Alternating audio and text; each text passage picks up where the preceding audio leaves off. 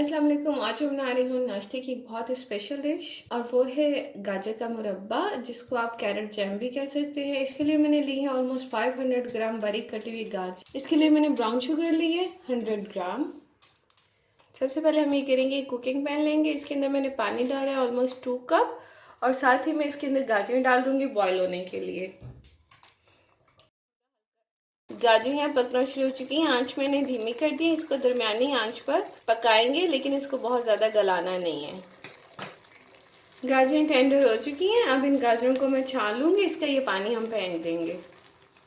यहाँ पर मैंने 1 कप पानी ली है, इसके अंदर मैं डालूंगी ब्राउन शुगर। आप चाहें तो वाइट शुगर भी इस्तेमाल कर सकते हैं, लेकिन ब्राउन शुगर से ये ज़्यादा मज़ेदार होता है।